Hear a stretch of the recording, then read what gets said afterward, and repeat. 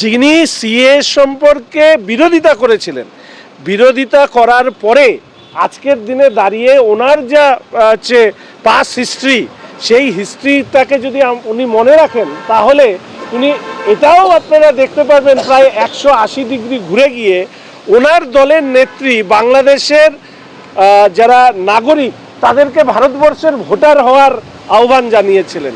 এবং আমরা বারবার করে বলেছি যে রাজ্যে অনুপ্রবেশ একটা ভয়ঙ্কর উদ্বেগের কারণ হয়ে দাঁড়িয়েছে। রাজ্যের সীমান্তবর্তী জেলাগুলো যেভাবে জনবিন্যাসগত পরিবর্তন হচ্ছে, তারই ফলশ্রুতিতে, আবার বলছি তারই ফলশ্রুতিতে পশ্চিমবঙ্গে তালিবানি বিচার ব্যবস্থা বা এই সালিসি বিচার ব্যবস্থা শুরু হয়েছে শুধুমাত্র এই অনুপ্রবেশগত যে ভৌগোলিক জনবিন্যাসের পরিবর্তনের কারণে।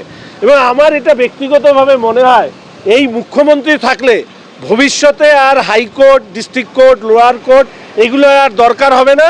তালিবানি নেতারা বা তৃণমূলের নেতারা তারা সালিসি ব্যবস্থার প্রধান বিচারপতি হবেন, আর অন্যেরা এসে অভিযোগ বা অভিযুক্ত যারা রয়েছেন অভিযোগকারী এরা এসে তাদের বিচার হবে। এটা খুব দুর্ভাগ্যের যে দেশের একজন মুখ্যমন্ত্রী তিনি সংবিধান মেনে শপথ নিয়ে দেশের যে সংবিধান, কেন্দ্রের সরকারের যা ভূমিকা, সেই ভূমিকাকে অতিক্রম করে নিজে তিনি একটা নতুন সংবিধান নিয়ে আসতে চাইছেন। এই জন্যই আমরা বারবার করে বলি উনি পশ্চিমবঙ্গকে পশ্চিম বাংলাদেশ করতে চান।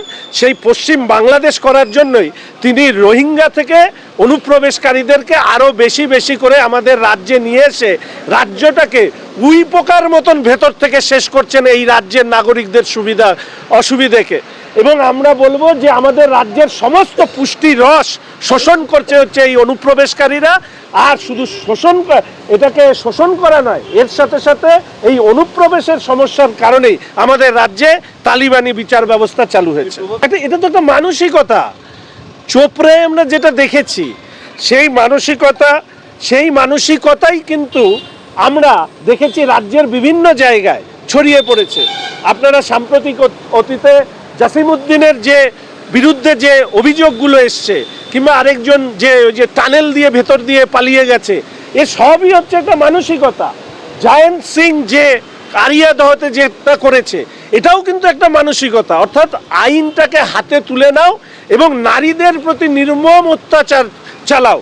এবং এই কারণে আমি বলি যে মুখ্যমন্ত্রীর অসাধারণ দক্ষতা, এত মিথ্যে কথাকে মানুষের সামনে সত্যি হিসাবে প্রতিষ্ঠা করা এবং ক্যামেরার সামনে বড় বড় কথা বলা, আর ক্যামেরার পেছনে এই তৃণমূল কংগ্রেস এই রাজ্যের শাসন ব্যবস্থা এবং তার পাশাপাশি মহিলা নির্যাতনে যে পরিমাণ সময় ব্যয় করছে, আমার তো ভয় হয় যে এই যা পরিস্থিতি চলছে 2026-এর আগে যদি এই সরকারকে থামানো না যায়, এই রাজ্যটা দেশের মধ্যে থাকবে তো। হিন্দুস্তানের সাথে বাংলার সম্পর্ক, বাংলা কি আলাদা রাষ্ট্র হয়ে গেছে নাকি?